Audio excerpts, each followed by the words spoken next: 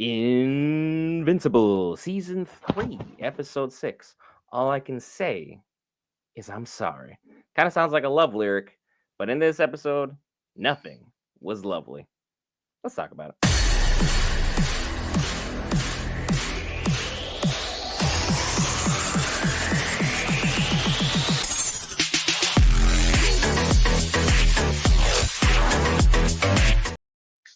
All right, guys, we're here back for Geek Variants. Cover things Marvel, DC, Lord of the Rings, anime, gaming, Star Wars, and more. This time, Invincible Season 3, Episode 6. Again, another fantastic action-packed episode.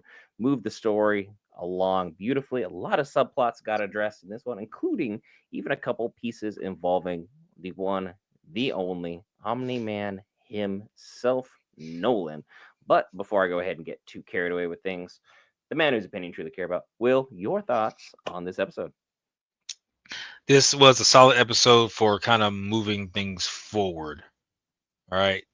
Not necessarily like a big impact in terms of we had this huge battle or something going on. It's just like certain story beats that need to be moved forward are being moved forward. So relationship wise, we have Monster Girl and so Amanda and Rudy, they're having a moment so that where they're really getting to you know, Rudy's been trying to help her with her transformation, and he makes a successful stride in keeping her from de-aging. Great thing to see.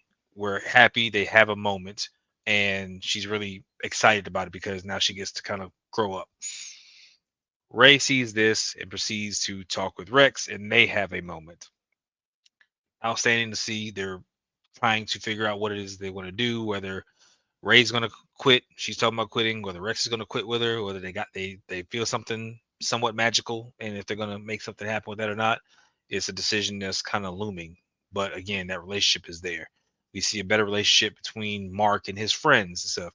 Everybody's cool, even with Amber. Like everything is cool. Like everybody's got the Amber and Kyle got a thing going on. Mark and Eve got something going on. Williams got his relationship. Everybody's cool. So a lot of relationships are, I won't say budding, but they're getting better as far as just being within this universe. They're not hurting as much. Even Paul and Mark's mom, like again, they're all kind of coming together to have their moments. Now, somebody's relationship who wasn't working out too well was Scott Duvall. Scott Duvall is Powerplex, and this is a guy who watched his sister and niece pretty much get decimated in the Battle of Chicago with Omni-Man and Mark. And while we have all this proof that shows that Omni-Man was doing this to Mark, Scott can't let it go.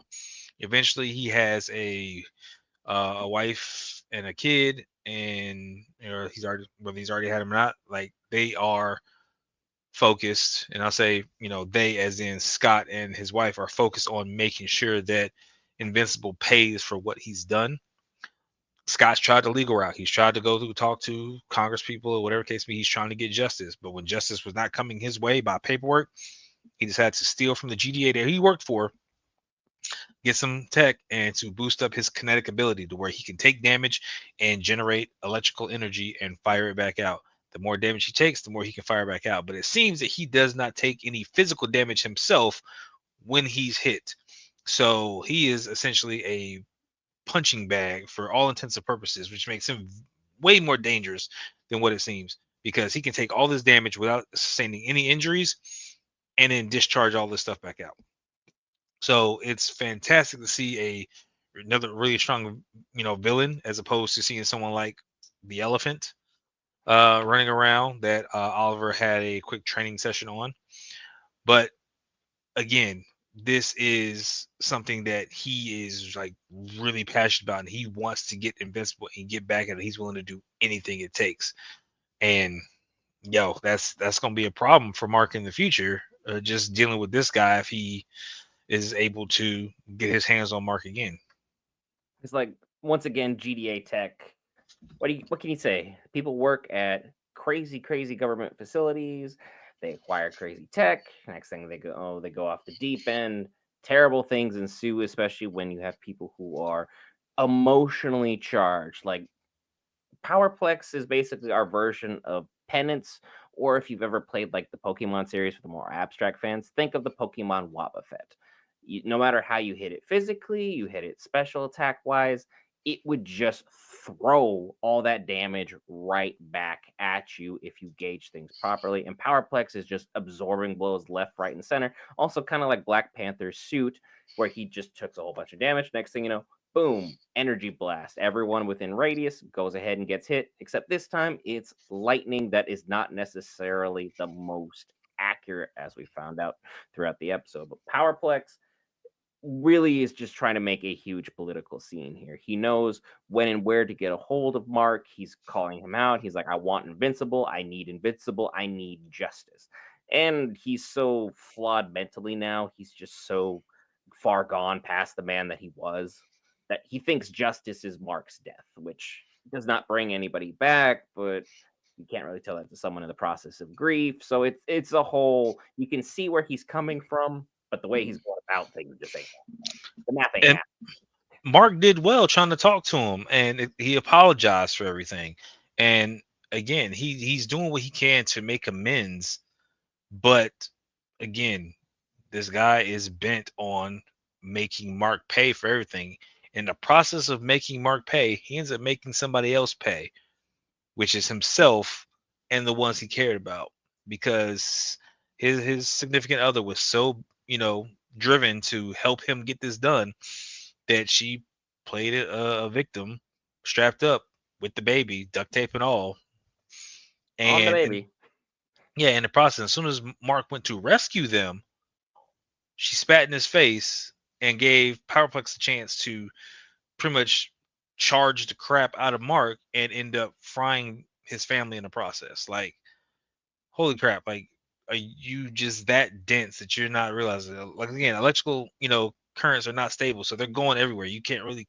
He can only direct it so much. Like, he can direct a couple blasts out like that, but even then, it's going to go everywhere when he's overloaded. So they end up getting fried. That's a problem, and he ends up getting captured. And now they can't take the things out of them because it will destroy him. So of course, instead of destroying him, they're going to attempt to rehabilitate him. And we already seen how some of this rehabilitation stuff goes. Sometimes it works, sometimes it doesn't. Ask Cecil if you need to know. He's about that life. So, but again, rehabilitation is going to come in many different forms, because even Oliver, as he's developing his relationship, again, he's not really listening to Mark like that, but he's listening to Eve when she gives suggestions. He's wondering if his father is going to be able to be rehabilitated in the minds of others and actually be forgiven for what he's done. Do the lives that he saved matter? And Mark had to have that hard talk with him about, it's about what people see. And just because you did all these saving of lives with that, you also did taking lives. It's not a cancel out. It's not a 1-to-1 ratio. Oh well, I have more saves than I do you know deaths. Like, And and people it live in just the can't happen. moment. Like the latest moment that happened is you went rogue, turned a city into a battlefield, and now we have a monument of some 20,000 people, just or 2,000. It was somewhere in the thousand range of people just 2,300 like something. Yeah. lined up with Nolan's blood tentatively all over them because he caused every single thing that happened here. And there's video proof that's out there, and they live in a digital age. Once you take a video of something, you can just literally hit send.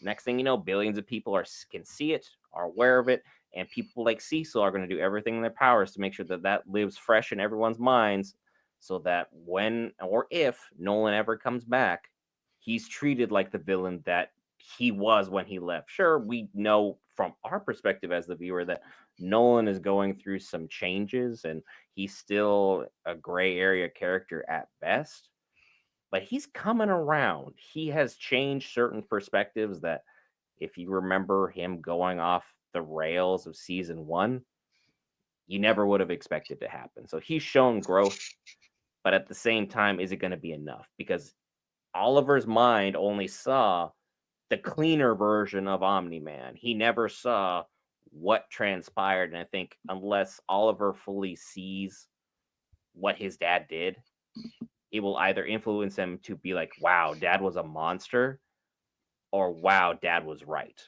to do what he did to these humans.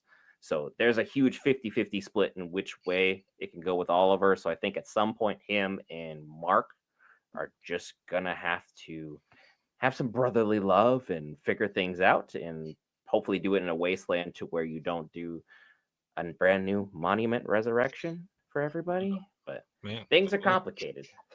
they are complicated. And the way things are going, a lot of brotherly love is going to come everyone's way because at the end of the episode, we saw Angstrom. We still him still spying. He's still doing his thing, but Angstrom is sitting there with you. Seen the thumbnail? He's got a solid 15 different variations of Invincible on the battlefield for him. Like they are about to go to war for him, and this is about to be a problem. So a lot of brotherly love is going to come at Mark and everything that he loves, and we don't know what all he's got in defense. We got the Guardians of the Globe, which are going to try and take care of stuff. We got Team, who is still kind of around, but may not be around for much longer, depending on what their decision is going to be. You have several other villains in the show that may take up arms to protect just because, hey, this is mine. I'm trying to protect what's mine and kind of carry out from there. So Like Machine Head. I'm not going to come in and let somebody take over all this stuff. And in my head, sitting there thinking about it, we saw that one Invincible that was helping that kind of came in and took the clothes and left. Are there any other Invincibles that are still around that could help? Like, That's the lovely thing about variants, folks. You never know whether they're good, whether they're bad, whether they're indifferent. We have options to play with, and then not even to just write off your coattails there, but Cecil, to some extent, has been preparing for just such an exact moment where we have mm, something with Viltrumite problem on our hands. I'm sure he's going to look at this as an absolute testing ground to where he can just be like, cool, press play, whatever we've got ready. Let's go ahead and push things to the forefront to either help Mark, or they're going to end up confused because there's Mark and then there is Mark and Mark and Mark, and you kind of get the point. There's just a whole bunch of Markipliers running around out there where we just have so many different multiples of Mark. We're just wondering who the real hero truly is. There's going to be a lot of problems, folks. There's going to be a lot of problems. We cannot stress that enough. And Angstrom looks hell bent on getting his vengeance, which is where we ended off with our cliffhanger for this episode. Is there anything else you wanted to discuss with the folks while we're here? I got nothing else for the moment. I'm just waiting to see what y'all talk about in the comments, what kind of things that you guys have seen, what I may have missed, what you guys already know is coming up. Again, if you've got some stuff from because you've read the comics, which Tony has, I'm sure we'll hear from him in the comments or coming up. Like there are a lot of things coming, and he's the only one right now who knows as far as our team is concerned about what's gonna actually go down. So hey, it's a wait and see for me at this point. I'm ready for What it. I don't want to have to wait and see is you hit that lovely subscribe button. It's free. Go ahead and click it in the red box below. Greatly helps us out, as well as hitting that like button as this pushes out this content to more viewers like yourself, and also helps your own feed so it notifies you when we drop more videos such as this one, Dragon Ball Daima, Harley Quinn, solo leveling, and just around the corner, more Marvel's Daredevil action. All that and more when we see you next time. Have a good night, folks.